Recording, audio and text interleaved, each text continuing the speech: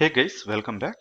Previous వీడియోలో మనం వచ్చేసి ఫస్ట్ టెరాఫామ్ ఫైల్ని ఎలా క్రియేట్ చేయాలి అనే దాని గురించి చూసాము. ఇప్పుడు ఈ టెరాఫామ్ ఫైల్ని ఎగ్జిక్యూట్ చేద్దాము.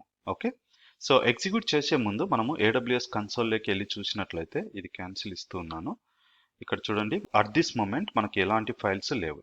ఓకే, నా ఇక్కడికి వెళ్ళేసి మోర్ ఆప్షన్స్, ఎందుకంటే నేను screen size little bit increase చేశాను. యూజువల్గా టర్మినల్ అనే ఆప్షన్ చూపిస్తుంది, న్యూ టర్మినల్ అని ఇవ్వాలి. ఇక్కడ న్యూ టర్మినల్ ఇస్తే ఇక్కడ చూడండి పవర్ షెల్ ఉంది.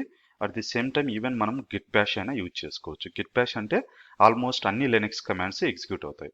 సో నేను వచ్చేసి గిట్ బ్యాష్నే యూజ్ చేయడానికి ప్రిఫర్ చేస్తాను. ఓకే, అండ్ ఇక్కడ వచ్చేసి PowerShell, Git Bash 2 terminals ఉన్నాయి. నేను పవర్ షెల్ని క్లోజ్ చేసేస్తున్నాను. సో మనం గిట్ బ్యాష్లో అన్ని కమాండ్స్ ఎగ్జిక్యూట్ చేస్తున్నాము. అండ్ ఇక్కడ చూడండి, మనం ఆల్రెడీ డెవాప్స్ ప్రాజెక్ట్ వర్క్షాప్లో ఉన్నాం కదా, మెయిన్ బ్రాంచ్ కాబట్టి ఇలా చూపిస్తుంది. బట్ దట్స్ ఓకే, మనం దీంట్లోంచి కోడ్లోకి వెళ్ళాలి. ఎందుకంటే ఈ ఫైల్ని మనం కోడ్ అండ్ టెరాఫామ్ అనే లొకేషన్లో పెట్టాము. ఓకే, ఇక్కడ మనకు ఫైల్ ఉంది. ఎప్పుడైనా టెరాఫామ్ స్క్రిప్ట్ని ఎగ్జిక్యూట్ చేయాలంటే మనము ఆ స్పెసిఫిక్ పాత్లోకి వెళ్ళి ఎగ్జిక్యూట్ చేయాలి. ఓకే, నెక్స్ట్ వచ్చేసి మీకు ఆల్మోస్ట్ టెరాఫామ్ కమాండ్స్ తెలిసే ఉంటుంది అని అనుకుంటున్నాను. సో టెరాఫామ్ కమాండ్స్లో ఫస్ట్గా ఎగ్జిక్యూట్ చేయాల్సిన కమాండ్ వచ్చేసి Terraform in it. Okay, Terraform in it అంటే ఇనిషియలైజేషన్.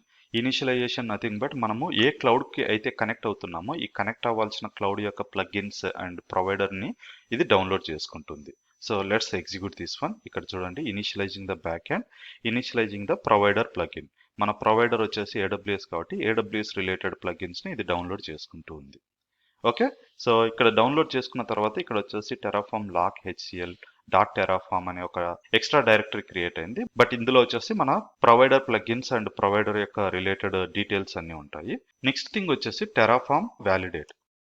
సో టెరాఫామ్ వ్యాలిడేట్ ఏం చేస్తుందంటే మనం రాసిన స్క్రిప్ట్ వ్యాలిడ్గా ఉందా, సింటాక్టికల్గా వ్యాలిడ్గా ఉందా లేదా అనేది చెక్ చేస్తుంది. సో ఇది వచ్చేసి వ్యాలిడ్. నెక్స్ట్ థింగ్ వచ్చేసి టెరాఫామ్ ప్లాన్. ప్లాన్ అనేది ఏం చేస్తుంది అంటే ఇది AWSతో కనెక్ట్ అయిపోయి ఈ రిసోర్స్ని క్రియేట్ చేయగలగడానికి కావాల్సిన రిసోర్సెస్ అన్నీ ఉన్నాయా లేదా అనేది చెక్ చేస్తుంది. అండ్ ఇది ఒక kind of dry run. Okay, so ఇది జస్ట్ వెళ్ళి చెక్ చేసి క్రియేట్ చేయగలను అనే లాగైతే ఎస్ అని ఇస్తుంది. ఇక్కడ చూడండి, ప్లాన్ ఎస్ 1 టు యాడ్, ఒక రిసోర్స్ని యాడ్ చేస్తుంది. 0 to change and 0 to destroy. Okay, so ఇది వచ్చేసి ఒక రిసోర్స్ని యాడ్ చేస్తుంది. అఫ్ కోర్స్ మనం ఒకే రిసోర్స్ని క్రియేట్ చేస్తున్నాం కదా, EC2 అనే దాన్ని. ఓకే, ఇది అయిపోయిన తర్వాత next command Terraform apply. Okay, so apply అనే కమాండ్ ఏం చేస్తుందంటే యాక్చువల్గా రిసోర్స్ని క్రియేట్ చేస్తుంది. మనం ఆల్రెడీ చెక్ చేసాం కదా, ఇక్కడ వచ్చేసి ఏ రిసోర్సెస్ లేవు. ఈ అప్లై కమాండ్ని ఎగ్జిక్యూట్ చేసిన తర్వాత మనకు రిసోర్స్ అనేది క్రియేట్ అవ్వాలి.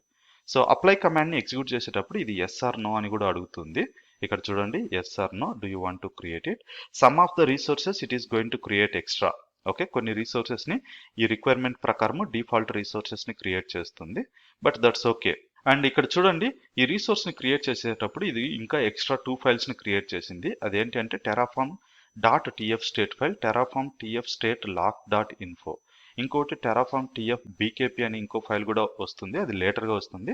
బట్ టెరాఫామ్ స్టేట్ ఫైల్ అంటే మీకు తెలిసే ఉంటుంది, ఇది కరెంట్ ఇన్ఫ్రాస్ట్రక్చర్ స్టేటస్ని క్యాప్చర్ చేస్తుంది. ఓకే, బట్ ఎనీవే ఇది వచ్చేసి టెరాఫామ్ కోర్స్ కాదు కాబట్టి నేను డీటెయిల్గా ఎక్స్ప్లెయిన్ చేయలేను.